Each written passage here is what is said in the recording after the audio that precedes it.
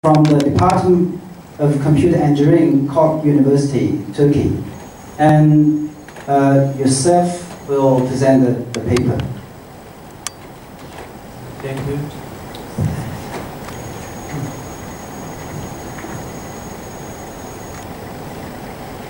Hi, welcome. I am Yusuf Saido from Koç University, and I will present you our work titled Scale Normalization for Isometric Shape Mapping. This is a work with my PhD supervisor, Guilherme.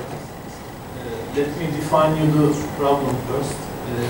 We address the scale problem that is inherent to isometric shape correspondence.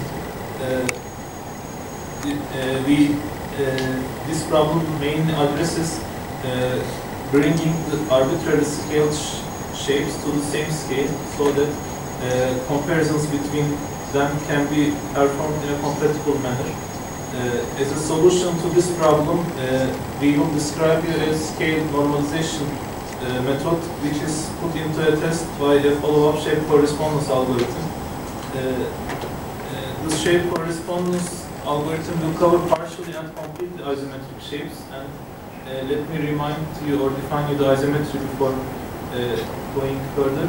Isometry is a distance preserving mapping between metric spaces. So consequently, isometric shapes are the ones that are exposed to isometric deformations such as rotation, bending, translation. And after these transformations, the distances between the pairwise distances on the initial pose and the deformed pose are preserved. So it is distance preserving. So our isometric shape correspondence algorithm addresses the partial shape correspondence in a rather restricted setting where one of the shapes to be matched is a isometric part of the other up to an arbitrary scale. And this setting covers the simpler complete correspondence case as well. As you can see this as a subset of the other. We are motivated to do this correspondence stuff because it initiates many cool applications, some of which are listed here. We have some contributions. First, we provide a novel scale-invariant isometric distortion function, and isometric shape correspondence methods are naturally guided by isometric distortion functions, so it is quite important to be able to access one. We define a novel one here that is designed specifically for the hard partial correspondence case.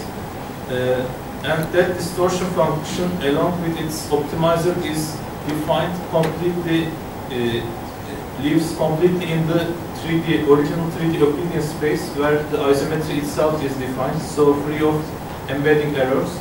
And avoiding embedding is good because an embedding that replaces the original geodesic distances with the Euclidean ones or with non-Euclidean ones are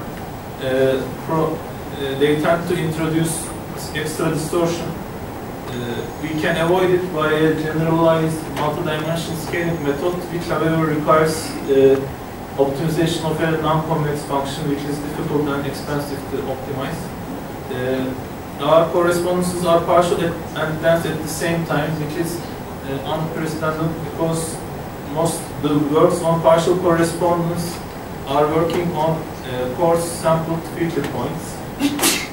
And finally, our method is not restricted to some shape topology such as sphere topology, and it does not require any particular triangulation type like Delaunay triangulation or something. Our isometric shape correspondence method, I will now describe it. It is purely isometric, and isometry is an important clue to find correspondence because isometry, if we recall, is a distance preserving mapping between shapes. So one can exploit that fact to build correspondence algorithms producing such preservative maps. And the distance to be preserved is popularly the geodesic distance. Yet there are other alternatives like diffusion-based distances that are based on spectral invariance. But we go with the geodesic distance which is more accurate than the diffusion-based counterparts, whose main advantage is robustness to topological noise, which we assume don't have here. So the better the preservation of distances in the resulting mapping, the lower the isometric distortion of that is. So we need to be able to measure the isometric distortion somehow. And to do that, we need to work with compatible geodesic distances. This compatibility can be achieved easily in complete shape correspondence case, as you can simply normalize the maximum geodesic distances to some fixed value. This simple idea does not extend to the partial correspondence because the maximum geodesic distances in yellow, they do not necessarily overlap. As a failure case here, if you go with this simple normalization, the normalized distance from head to belly would be 1 on the left and 0.5 on the right, which is not consistent. As a solution, we propose to normalize the green corresponding paths instead of the yellow maximum geodesic paths, which obviously requires some trusted matches that I will show how to compute. And as an alternative, one may also prefer a scale invariant embedding like Mobius embedding, which again requires a set of trusted matches, and besides it has this embedding ambiguities. So let's talk about isometric distortion. It is a quite important component of any isometric shape correspondence algorithm, because after all, these algorithms would be testing many and many mappings and evaluating them under some criteria and decide the best one of them. So what is this criteria? It should say how bad a given mapping is, or in other words, it should say the mapping's deviation from isometry, and in the presence of normalized distances, which is the case of complete shape correspondence, we can consult to this second order function, which already proved useful for our previous complete shape correspondence work, as well as generalized multi-dimensional scaling is also using a variant of this.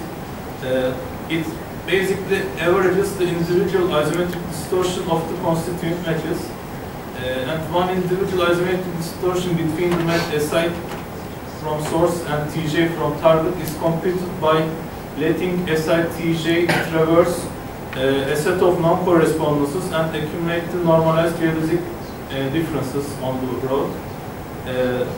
And the set of non-correspondences is based on the same map that SITJ resides in.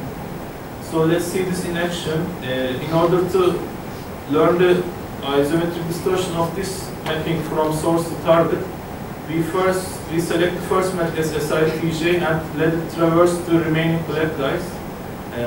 From here, a non-zero cost comes because the normalized geodesic distances on two surfaces are not the same. Zero cost, non-zero cost, and zero cost, and we are done. So we pass to the next SITJ, which will traverse the 4 remaining black ones, and go like this and average in the end. Now let's see our novel scale invariant isometric distortion, which is actually similar to the previous one in the sense that we will again be averaging the individual isometric distortions. But the main difference is this guy works on the raw geodesic data, unnormalized, the original data, so it makes it suitable for the partial shape correspondence where normalization is not possible. And computational complexity-wise, it is harder, more expensive than the previous one in the order of n. So we will use it to compute just a few trusted matches, which is sufficient for our purposes because that green corresponding paths, we just need a few of them. So let's see this in action. Instead of subtracting the geodesic distances, which can be from, which are not compatible, because this can be at thousands, this can be at tens, so it doesn't make quite sense. We propose to subtract geodesic distance ratios, which are preserved under isometric deformation and scaling. So for that, we select this guy. Let's compute the isometric distortion of this map from 3 source to 3 sample, 3 target. We select this guy as SITJ, and we will be using two other